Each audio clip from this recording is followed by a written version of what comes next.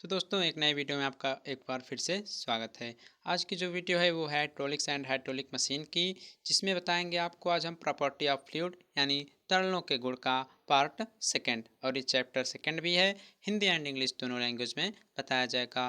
तो दोस्तों आपको अगर हम बताएं, ये अगर आपसे हम बात करें तो आप लोगों का जो वीडियो था टाइम टेबल के अनुसार नहीं आ पा रहा है, क्योंकि कुछ टेक्निकल प्रॉब्लम के कारण वीडियो अपलोड टाइम से नहीं हो पा रही है। यूट्यूब में ही टेक्निकल प्रॉब्लम हो गया, इस वजह से वीडियो टाइम टेबल के अनुसार नहीं आ रही हैं। तो आप लोग चिंता मत करिएगा, जैसे टाइम मिलता है आपके लिए हम वीडियो प्रोवाइड ज़रूर करा देते हैं। तो आज हम बताएंगे आपको हाइड्रोलिक्स एंड हाइड्रोलिक मशीन में चैप्टर सेकंड में पार्ट सेकंड। फर्स्ट पार्ट में हमने कुछ प्रॉपर्टी यानी कुछ गुण को बताया था, कुछ प्रॉपर्टीज़ को बताया था, लेकिन आज कुछ और प्रॉपर्टीज़ को जानेंगे और उनका हम डिस्कस करेंगे और पूरा थियोरेटिकल पार्ट के बारे में भी जानेंगे। और हाँ, अगर आपको अभी तक पीडीएफ नहीं मिला है, डिप्लोमा थर्ड सेमेस्टर किसी भी सब्जेक्ट का पीडीएफ नहीं मिला है, तो आप लोग 99 19 87 52 इस पर व्हाट्सएप मैसेज करके पीडीएफ नेम ब्रांच जो भी आपका है सेंड कर दीजिए, आपको पीडीएफ मिल जाएगा। तो चलिए बिना देरी किए वीडियो को करते हैं स्टार्ट।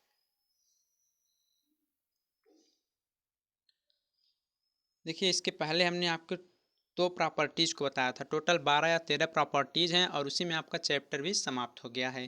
तो इसमें जो थर्ड प्रॉपर्टीज़ आती है वो है स्पेसिफिक ग्रेविटी और रिलेटिव डेंसिटी। देखिए, हम आपको हिंदी इंग्लिश दोनों लैंग्वेज में बता रहे हैं। पहले इंग्लिश लिख दिया गया, हिंदी बाद में हम लिख दे रहे हैं। लेकिन कुछ स्टूडेंट ऐसे हैं जो कहते हैं सर हिंदी में बताइए, लेकिन इंग्लिश के स्टूडेंट क्या कहेंगे, वो तो कहेंगे इंग्लिश में बताइए, इसलिए हम दोनों लैंग्वेज लेकर चल रहे हैं। तो देखिए, स्पेसिफिक ग्रेविटी और रिलेटिव डेंसिटी, इसका हिंदी होता है, हिंदी स्टूडेंट समझेंगे लिखेंगे, अपेक्षिक घनत्व या अपेक्षिक गुरुत्व। अपेक्षिक घनत्व या अपेक्षिक गुरुत्व। तो इसकी डिफिनेशन लिखिए। डिफिनेशन क्या कह रहा है? Specific gravity is the ratio of the specific weight of the liquid to the specific weight of the standard liquid. इसका मतलब क्या हुआ? इसका मतलब क्या हुआ समझिए। Specific weight of the liquid, जो स्पेसिफिक वेट है अपेक्षिक भार है लिक्विड का, और स्टैंडर्ड फ्लूइड का जो अपेक्षिक भार है, इन दोनों का जो रेशियो होता है वही क्या होता है आपका रिलेटिव डेंसिटी। क्या? Relative density. तो रिलेटिव डेंसिटी होता है, कैसे होता है ये हम इसको समझते हैं। इसका हिंदी डिफिनीसन जो है वह देखिए आपकी स्क्रीन पर यहाँ पर आ चुका है, आप लोग इसे नोट डाउन कर लीजिए और हिंदी डिफिनीशन को भी हम समझते हैं। तो हिंदी डिफिनीशन में क्या कह रहा है? कह रहा है किसी तरल पदार्थ का अपेक्षिक घनत्व जो होता है, उस पदार्थ के घनत्व तथा किसी मानक तरल पदार्थ के घनत्व का अनुपात होता है। डिफिनीशन क्या लिखा गया है? लिखा गया है किसी तरल पदार्थ का अपेक्षिक घनत्व उस पदार्थ के घनत्व तथा किसी मानक तरल पदार्थ के घनत्व का अनुपात होता है। अब देखिए क्या हो सकता है। अपेक्षिक घनत्व, उस पदार्थ का घनत्व, यानी जो पदार्थ आपका दिया रहेगा उसका घनत्व निकाल लेंगे। मान लीजिए आपका मरकरी दिया हुआ है, उसका घनत्व हो जाएगा, ठीक, उसका घनत्व हो जाएगा अपॉन में क्या लिख सकते हैं, अपॉन में मानक तरल। मानक तरल एक मान लिया जाता है, किसको मान लिया गया है? जल को। यानी जल का घनत्व क्या आता है? 1 kg होता है, सॉरी 1 kg नहीं, 1000 होता है किसका घनत्व? जल का। किलोग्राम पर मीटर क्यूब होता है, आपको भी पता होगा। तो आप लोग डेफिनेशन नोट कर चुके होंगे और आइए इसको हम फार्मूले के आधार पर समझते हैं। तो इसको सबसे पहले आपको बता दें, इसे आप लोग यस से रिप्रेजेंट करते हैं। किससे? यस जी से। स्पेसिफिक ग्रेविटी या केवल यस से रिप्रेजेंट करते हैं। इज इक्वल टू लिख सकते हैं आप लोग रोयल। ये रोयल क्या है? यही जो रोयल है, या जो दिया गया पदार्थ है उसका घनत्व है, अपॉन जो आपका मानक तरल पदार्थ था, यानी हमने जल को लिया है 1000, ठीक, 1000 हो गया। और इसकी कोई भी यूनिट नहीं होगी, ये भी नोट डाउन कर लीजिएगा। डिफिनेशन आएगा तो ये भी लिखना पड़ेगा, इसकी कोई यूनिट नहीं होगी। क्यों नहीं होगी? क्योंकि ये जो रोयल है इसका भी यूनिट हो जाएगा किलोग्राम पर मीटर क्यूब। ये दिया गया लिक्विड का है, अपॉन में 1000 जो है ये जल का है, तो इसकी भी किलोग्राम पर मीटर क्यूब होगी, तो दोनों आपस में कट जाएगा, इसलिए इसकी नो यूनिट, कोई भी यूनिट नहीं होगी। तो आप लोग नोट डाउन कर चुके होंगे। आइए हम थोड़ा इसमें और कुछ समझते हैं। अगर हम प्योर वाटर की बात करें, प्योर वाटर यानी शुद्ध जल की बात करें, तो उसकी डेंसिटी जो होती है प्योर वाटर की स्पेसिफिक ग्रेविटी, क्या स्पेसिफिक ग्रेविटी जो होती है किसकी, प्योर वाटर की जो स्पेसिफिक ग्रेविटी होती है या रिलेटिव डेंसिटी जो होती है वह हमेशा 1 होती है। यह 1 नंबर के एग्जाम में आपके जेई के भी एग्जाम में पूछा जा सकता है कि प्योर वाटर की स्पेसिफिक ग्रेविटी कितनी होती है, तो 1 होती है। आइए जानते हैं कैसे। तो अभी अभी आपने फार्मूला क्या पढ़ा, फार्मूला आपने पढ़ा रॉयल अपॉन 1000, यही तो पढ़ा। तो रॉयल, रॉयल का मतलब क्या है, लिक्विड, लिक्विड यानी वो कुछ कोई भी लिक्विड रह सकता है, मरकरी वाटर भी वह हो सकता है, तो इसलिए ऐसे इक्वल टू होगा रॉयल यानी वो जो जल का वो क्या बोलते हैं रो है वो कितना है 1000 है, अपॉन में 1000 है तो कितना हो गया 1 हो गया। तो पूछे कोई प्योर वाटर की स्पेसिफिक ग्रेविटी कितनी होती है तो वह 1 होती है। अगर पूछा जाए कोई कि पारे का अपेक्षिक घनत्व कितना होता है, पारे का स्पेसिफिक ग्रेविटी कितना होता है, तो आप लोग लिख देंगे 13.6। तो देखिए 13.6 और 1 इन दोनों को लर्न जरूर कर लीजिएगा, न्यूमेरिकल क्वेश्चन आएंगे तो वहाँ पर आपको यूज करना पड़ेगा। ठीक, तो ये हो गया क्या आपका स्पेसिफिक ग्रेविटी और रिलेटिव डेंसिटी। चलते हैं देखते हैं इसमें जो अगली प्रॉपर्टी है, अगली प्रॉपर्टी जो है आपका वो है कोहेजन। बहुत से स्टूडेंट जानते होंगे कोहेजन क्या होता है। कोहेजन का अर्थ होता है ससंजन, ससंजन बल और असंजन बल के बारे में आपने पढ़ा होगा। तो कोहेजन आइए समझते हैं। लिखा गया है cohesion means intermolecular attraction between molecules of the same liquid. क्या कह रहा है, कह रहा है cohesion means inter molecular attraction between molecular of the same liquid. इसका मतलब यह हुआ कि इसमें जो रहते हैं द्रव्य के कण जो हो आपस में आकर्षण बल का पालन करते हैं। इसके जो कण रहते हैं यानी द्रव का वह गुण जिससे तरल के कण में परस्पर आणविक आकर्षण बल बना रहता है, यानी आणविक आकर्षण बना रहता है, मॉलिक्यूलर अट्रैक्शन। ठीक, the molecular attraction force by which the particles attract each other is called cohesive force, यानी कि वह आणविक आकर्षण बल। तो देखिए हिंदी में भी डिफिनेशन आपका यहाँ नीचे लिख दिया गया है। सब लोग जानते हैं कोहेजन है, हेजन क्या होता है, इसका हिंदी अर्थ क्या लिखा गया, लिखा ये क्या है, द्रव का वह गुण जिससे तरल के कण में परस्पर आणविक आकर्षण बना रहता है, यानी मॉलिक्यूलर अट्रैक्शन बना रहता है, ससंजन कहलाता है। ठीक, और वह आणविक आकर्षण बल जिससे कि तरल के कण आपस में एक दूसरे को आकर्षित करते हैं वही क्या कहलाता है, ससंजक फोर्स यानी ससंजक बल कहलाता है। तो आपको क्या समझ में आया, जब केवल आणविक आकर्षण लगे, आणविक आकर्षण बना रहे, कोई तो देखिए इसको हटाते हैं समझिए, कोई तो इसमें मान लीजिए कोई दो तरल हैं, मान लीजिए कोई दो तरल हैं, इनके बीच अगर आणविक आकर्षण हमेशा बना रहता है तो इनमें क्या होता है, इनमें कोहेजन का गुण पाया जाता है, यानी ये ससंजन कहलाते हैं। लेकिन अगर इसी को हम आणविक आकर्षण बल बोलें कि इनके बीच हमेशा आणविक आकर्षण बल होता रहे, हमेशा ये एक दूसरे को आकर्षित करते रहें, तो वह जो बल लगता है, आकर्षण का जो बल लगता है वही क्या कहलाता है, ससंजक बल कहलाता है। मान लीजिए कोई दो तरल हैं, मान लीजिए कोई दो तरल हैं, इनके बीच अगर आकर्षण बल लग रहा है तो क्या कहलाएंगे, यही जो आपस में इनका आकर्षण बल लगता है, एक दूसरे को आकर्षित कर रहे हैं, यही जो होता है ससंजक बल के अंतर्गत आता है। तो आप लोगों को कुछ ज़्यादा पढ़ना नहीं है, डिफिनेशन भी आप लोगों ने लिख लिया होगा। चलते हैं अब थोड़ा इसमें और आगे देखते हैं। तो इसकी जो नेक्स्ट प्रॉपर्टी है वो है अहेजन यानी आसंजन। आसंजन बल का नाम आपने सुना होगा कि जो दो डिफरेंट टाइप के मॉलिक्यूल्स के बीच लगता है उसे क्या बोलते हैं, अहेजिव फोर्स बोल सकते हैं। तो इसमें क्या है अहेजन यानी आसंजन, ये क्या होता है ये समझते हैं। तो adhesion means attraction between the molecules of two dissimilar fluid और molecules of a solid and liquid, मतलब तरल का वह गुण जिसके कारण दो असमान तरल के कण अथवा एक तरल या एक किसी ठोस के कण आपस में चिपके रहते हैं, क्या होते हैं या आकर्षित होते हैं, वही क्या होता है आपका आसंजन होता है। तो ससंजन क्या होता था, ससंजन ये होता था उसमें सब जो रहते थे सेम मॉलिक्यूल्स रहते थे, उनके बीच अट्रैक्शन फोर्स लगता था। लेकिन इसमें क्या है डिफरेंट रहेंगे और उनके बीच जब आपका आकर्षण बल लगे, आपस में दोनों आकर्षित होते हैं और डिफरेंट टाइप के रहें तो किसके अंतर्गत आते हैं, आसंजन के यानी अहेजन के अंतर्गत आते हैं। तो आप लोग यहाँ पर डिफिनेशन नोट कर लीजिए। हिंदी में नोट डाउन कर लीजिए और समझते हुए चलिए हम क्या बोल रहे हैं। जैसा कि आप लोग जानते हैं कि अगर तो विभिन्न टाइप के पदार्थ रहें और वे तरल या ठोस, मान लीजिए तरल या ठोस रहें, अगर इनके कणों के मध्य आणविक आकर्षण बल लग जाए जिससे वो आपस में आकर्षित हो जाएं। क्या बोल रहे हैं हम? दो विभिन्न पदार्थ अर्थात तरल या ठोस को हम लेकर चल रहे हैं, या दो तरलों के कण कोई भी रहें, उनके मध्य अगर आणविक आकर्षण बल लगे जिससे वे आपस में आकर्षित होने लगे तो क्या होगा? वो जो हमारा फोर्स रहेगा, जो बल लगेगा, वह क्या रहेगा? अहेजिव फोर्स यानी आसंजक बल कहलाने लगेगा। तो आप लोग यहाँ डेफिनेशन नोट कर चुके होंगे, तो थोड़ा इसमें और समझते हैं। जैसा कि तो हम एग्जाम्पल के लिए अगर ले लें तो डिफरेंट टाइप के जो पदार्थ हैं आपके, मान लीजिए एक जल है और एक शीशा है, एक जल है और एक शीशा है। मान लीजिए यह आपका मिरर है, यह आपका शीशा है और ये जो है जल के छोटे छोटे बूंद हैं।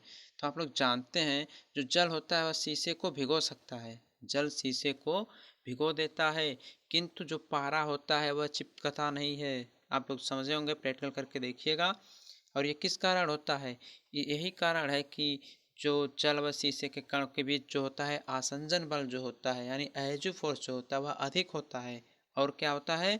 और जबकि पारा और जो शीशा के कण को अगर हम आपस में चिपकाएं तो उनके बीच जो है आसंजन के जो बल रहते हैं वह बहुत कम रहते हैं, इसलिए वो आपस में चिपकते नहीं हैं। ठीक। लेकिन आप लोगों को ये पता होगा कि जो पारा होता है उसमें क्या बोलते हैं, संसंजन बल जो होता है बहुत अधिक होता है। तो यही सब होता है एजीव के अंतर्गत, हमने आपको वो एग्जाम्पल लेकर बता दिया। तो चलिए आज थोड़ा और आगे चलते हैं। बहुत मोस्ट इम्पॉर्टेंट टॉपिक आने वाला है, यानी बहुत मोस्ट इम्पॉर्टेंट प्रॉपर्टी आने वाली है, सरफेस टेंशन। तो आइए समझते हैं सरफेस टेंशन क्या होता है, जिसे आप लोग बोलते हैं पृष्ठ तनाव या तल तनाव। तो ये होता क्या है? सरफेस टेंशन होता क्या है? यानी पृष्ठ तनाव या तल तनाव। हिंदी से आपको क्या समझ में आ रहा है? तल तनाव यानी इसका जो तल रहे, ऊपरी तल रहे, उस पर तनाव रहे। पृष्ठ तल यानी वही जो तल रहे सबसे ऊपर, उस पर क्या लगा रहे? तनाव लगा रहे। तो आइए इसको हम अपने इंजीनियरिंग लैंग्वेज में समझने का प्रयास करते हैं। तो देखिए इंग्लिश का लिखा गया है, the surface tension of a liquid is its property which enables it to resist tensile stresses. It is due to the cohesion between the molecules at the surface of the liquid. इसको समझते हैं। मतलब ये हुआ, आप लोग definition लिखिए। यहाँ लिख दिया क्या है, दो डिफिनेशंस लिखी गई हैं, दोनों को हम समझाते हैं, आप लोग भी नोट डाउन कर लीजिए। क्या लिखा गया है? फर्स्ट डिफिनेशन ये लिखा गया है, किसी द्रव तथा गैस या एक द्रव और दूसरे द्रव, मतलब कोई द्रव या गैस रहे अथवा एक द्रव रहे और दूसरा द्रव रहे, मतलब दो द्रव रहे। पहले तो द्रव और गैस है, और दूसरा क्या लिखा गया है? एक द्रव और दूसरा द्रव, मतलब दोनों द्रव रहे, लेकिन उस टाइम में क्या लिखा गया है? वो आपस में घुलने वाले द्रव न रहें। तो इनकी जो संपर्क सतह होती है वो हमेशा टेंसाइल में यानी खिंचाव या तनाव में रहती है, और इसे ही हम लोग सरफेस टेंशन बोलते हैं। और इसे हम लोग क्या बोलते हैं? इसे हम सरफेस टेंशन बोलते हैं। आइए अभी हम एक क्या बोलते हैं फिगर बनाकर उसको समझने का प्रयास करेंगे। लेकिन इसकी दूसरी डिफिनेशन क्या कर रही है? वो ये कह रही है कि खिंचाव में होती है, मतलब किसी द्रव तथा गैस एक द्रव दूसरे द्रव जो घुलने वाले न रहें उनके संपर्क सतह जो होती है खिंचाव या तनाव में होती है। तथा तथा नीचे क्या लिखा गया? तथा ये संपर्क सतह जो है एक प्रत्यास्थ झिल्ली की तरह कार्य करते हैं। मतलब एक प्रत्यास्थ झिल्ली, प्रत्यास्थ झिल्ली का अर्थ क्या हुआ? प्रत्यास्थ झिल्ली हमने आपको बताया था, वो क्या बोलते हैं स्ट्रक्चरल मैकेनिक्स में आपको बताया था कि जो आपकी कोई बॉडी है प्रत्यास्थ कब रहती है, यानी प्रत्यास्थ तब वह रहती है जब उसे हम खींचते खींचते इतनी दूर तक खींचते हैं कि वह फेल होने से पहले जिस स्थिति में रहता है वही क्या हो जाता है? प्रत्यास्थ होता है। मतलब यह एक प्रत्यास्थ झिल्ली की तरह ये कार्य करता है जो थोड़ा तनाव प्रतिबल सहन कर सकता है। और पृष्ठ के इसी तनाव को हम क्या बोलते हैं? पृष्ठ तनाव बोल सकते हैं। आइए आप लोग डिफिनेशन लिख चुके होंगे, आइए हम फिगर के माध्यम से समझने का प्रयास करते हैं। तो हम फिगर बना रहे हैं और जो भी बोलते हुए चलेंगे आप लोग उसे नोट डाउन करते हुए चलिएगा या समझते हुए चलिएगा, वो आपके ऊपर है, आप उसे नोट डाउन करेंगे या समझ कर लिखेंगे। तो मान लीजिए यह एक क्या है? यह एक मान लीजिए कोई पात्र है, कोई वेसल्स है। ठीक। इसमें आपका द्रव पूरा भरा हुआ है, इसमें पूरा क्या है, इसमें पूरा आपका पानी भरा हुआ है, वाटर पूरा इसमें भरा हुआ है। ठीक। और ये क्या है, ये इसकी जो है सतह है। ठीक। कोई सतह है, ऊपर यहाँ पर आपका एयर है यानी वायु है, और नीचे आपका मान लीजिए पानी है। ठीक। पानी है। अब आप बताइए, क्या आपको पता है क्यों नीचे की तरफ झुका हुआ है? क्यों नीचे की तरफ यह झुका हुआ है? आप लोग गेस कर सकते हैं? नहीं तो आइए हम बताते हैं। जैसा कि आप लोग जानते हैं, वायु तथा पानी के संपर्क की जो सतह होती है उनके अणु पर दो बल कार्य कर सकते हैं। एक ऊपर की तरफ कार्य करेगा, एक नीचे की तरफ कार्य करेगा। तो मान लीजिए फोर्स बना दे रहे हैं, एक फोर्स ऊपर की तरह, एक फोर्स नीचे की तरह, एक फोर्स ऊपर की तरह, एक फोर्स नीचे की तरह कार्य कर रहा है। ठीक। लेकिन आप लोग सोच रहे होंगे क्यों नीचे की तरफ ही झुका है, ऊपर क्यों नहीं झुका है? तो इसका एक कारण ये होता है कि जो क्या नाम है, जल का जो बोलते हैं सरफेस टेंशन जो होता है वह एयर से ज़्यादा होता है, इसीलिए यह नीचे की तरफ झुका हुआ है। तो आइए इसको समझते हैं, आप लोग लिखिएगा या सुनकर ही ध्यान दीजिएगा। तो देखिए, वायु और पानी की संपर्क सतह जो होती है, पानी के जो अणु होते हैं उनके बीच क्या क्या मतलब दो फोर्स लगते हैं। ठीक। दो बल कार्य करते हैं। एक बल तो संपर्क सतह में पानी के अणुओं पर। ठीक। एक बल जो है मान लीजिए यह एफ फोर्स है, और इसे समझने के लिए हम ऊपर वाला पी फोर्स मान लेते हैं। ठीक। तो एक बल जो है यह इसके संपर्क सतह में पानी के अणुओं पर लग रहा है। ठीक। जो कि नीचे की तरह आपका दर्शाया गया है, जिसे आप लोग मान सकते हैं एफ। ठीक। इसे आपने मान लिया क्या, इसे आपने मान लिया एफ मान लिया। और उसके बाद क्या हो रहा है, उसके बाद जो फोर्स ये लग रहा है, यही जो फोर्स नीचे लग रहा है पानी वाला, ये क्या है आपका, ये है आपका ससंजन बल है। कैसे ससंजन बल है? तो देखिए, यहाँ पर फिगर बना हुआ था, गलती से मिट गया, लेकिन कोई बात नहीं, फिर से बना लेते हैं। कुछ इसी प्रकार से बना हुआ था, इस पर आपके फोर्स लगे हुए थे। ठीक। ये आपका पानी था और ऊपर आपका एयर था, जो कि वायु बोल सकते हैं। तो हम कहाँ पहुँचे थे, हमें आपको बता रहे थे कि इनके जो पानी और उसके सतह के जो ठीक नीचे फोर्स लग रहे हैं वो ससंजन बल का कार्य कर रहे हैं। ठीक। कैसे ससंजन बल हमने आपको बताया था, जब दो सेम मालिक्यूल के बीच अट्रैक्शन रहे। तो देखिए, नीचे भी पानी और इसके सतह पर भी पूरा पानी है, और यहाँ पर लगा हुआ आपका क्या, ससंजन बल। और ये नीचे की तरफ झुका क्यों है तल? इसलिए झुका है क्योंकि जो पानी का वो क्या बोलते हैं, टेंसाइल फोर्स, यानी जो पानी का संपर्क सतह होता है, और पानी का जो बोलते हैं क्या, हमेशा वो खिंचाव की अवस्था में रहता है, पानी तनाव की अवस्था में रहता है। और पानी के जो अणुओं का खिंचाव होता है वह एयर के अणुओं के खिंचाव से अधिक होता है।